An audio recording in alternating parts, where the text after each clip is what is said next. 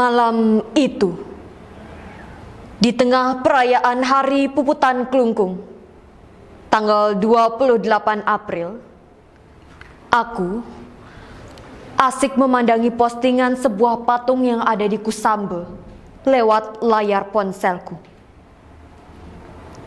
Di tengah kesunyian, si bocah tengil, adikku, perlahan mendekat, lalu ia berkata, "Kak, itu siapa?"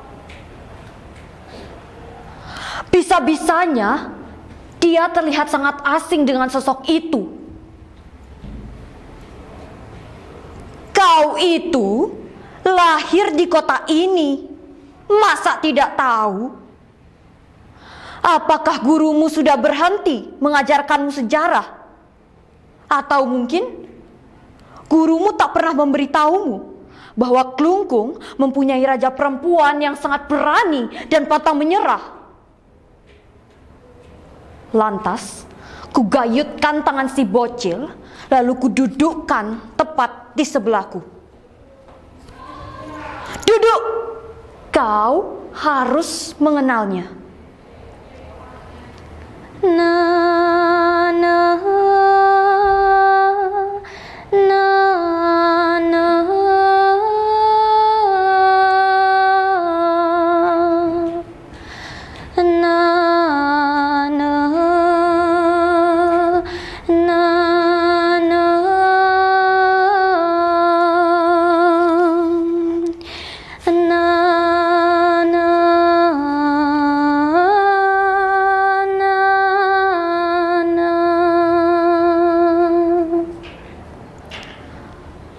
Aku Ida Idewa Agung Istri Kania, seorang warih dari Raja Sri Kresna Kepakisan, Raja Samprangan. Aku adalah putri dari Raja Klungkung kelima, Raja Ida Idewa Agung Putra. Setelah ayahku wafat, aku menggantikannya menjadi seorang raja. Saat itu, negeri ini sudah ditindas oleh kekuasaan asing dengan segala keserakahan dan juga kekejamannya. Hingga di tahun 1848, tanah kelahiranku, Baliku, diserang dengan alasan karena penghapusan hukum tawan karang itu tak terpenuhi.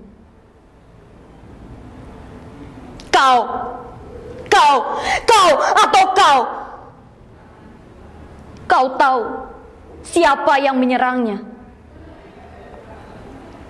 Siapa lagi kalau bukan pasukan asing serakah yang tak tahu atau mungkin tak mau tahu di mana batas kekuasaannya. Di Bali, kerajaan Buleleng jadi sasaran pertamanya. Apa boleh buat? Aku itu seorang putri raja yang sejak kecil sudah dijejalkan dengan pendidikan budi pekerti.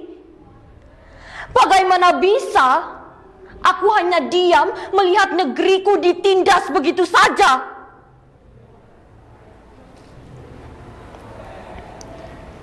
Namun sialnya, usaha baikku untuk membantu Buleleng malah menjadikan kerajaanku, Kerajaan Klungkung, menjadi sasaran kedua untuk disantap lahap-lahap oleh pasukan asing serakah itu.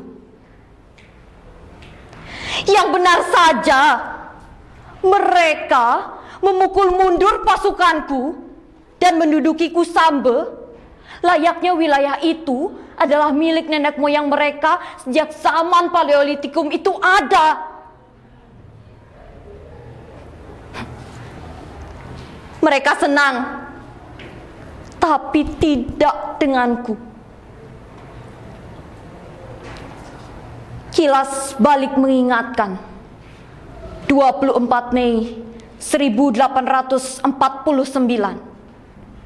telah terjadi pertumpahan darah di tanah Kusambe.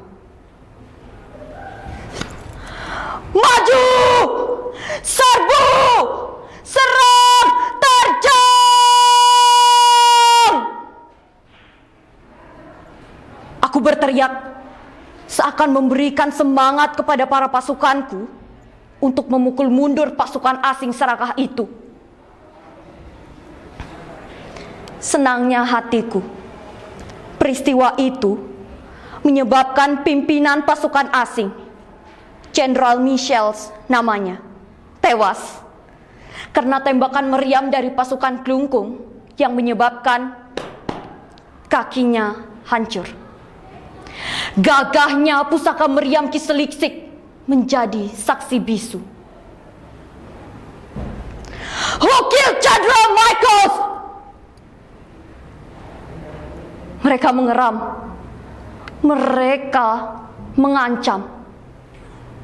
Mereka sampai menjulukiku raja berkepala batu. Katanya, karena aku sangat kokoh memegang prinsipku dan tak mau menyerah. Sekarang, dengarkan. Aku lebih baik mati daripada harus menyerah dan juga dijajah.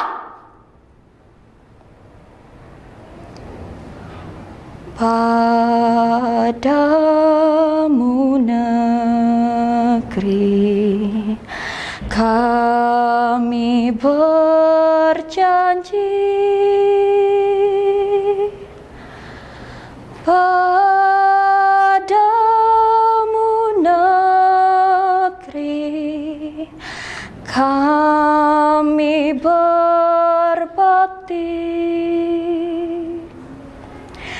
padamu negeri kami mengabdi, bagimu negeri jiwa raga kami.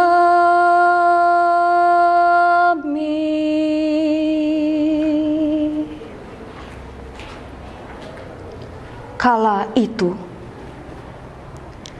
aku sudah pertaruhkan nyawaku. Aku sudah bersiap untuk menjemput mautku. Ingat sekali, hanya dengan bermodal senjata apa adanya, aku lawan semua pasukan itu. Kini, negeri yang kuperjuangkan telah merdeka. Nah, begitu dia ceritanya. Aku memandangi adikku, sembari aku menirukan gaya bicaranya yang sambil mangut-mangut berkata, "Oh, memang negeri ini sudah merdeka, Kak." Dasar bocah tengil! Bagaimana bisa anak seumuran dia bisa menanyakan hal itu? Sambil menahan geram, aku berkata,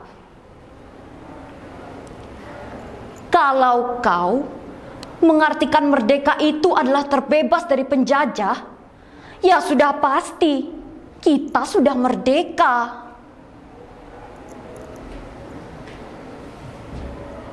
Kalau kita sudah merdeka, kenapa masih ada orang miskin?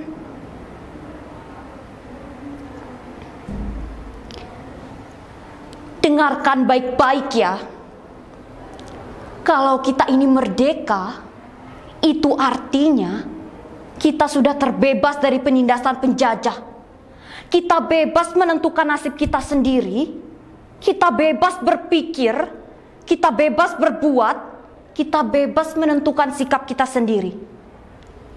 Tapi kalau kau itu lapar, sakit, gagal, terpuruk, miskin, kalah, hina, wow, itu bukan urusan kemerdekaan. Kau sudah mengerti. Aku memandangi adikku yang sedari tadi wajahnya terlihat sangat bingung mendengar semua perkataanku. Gini, kalau kau itu ulet, berprestasi, rajin, kau akan menjadi orang nomor 1. Tapi kalau kau itu males, bodoh, teler, melempem, doyannya ngeluh terus, protes terus, yakin kau akan jadi orang kere seumur hidupmu.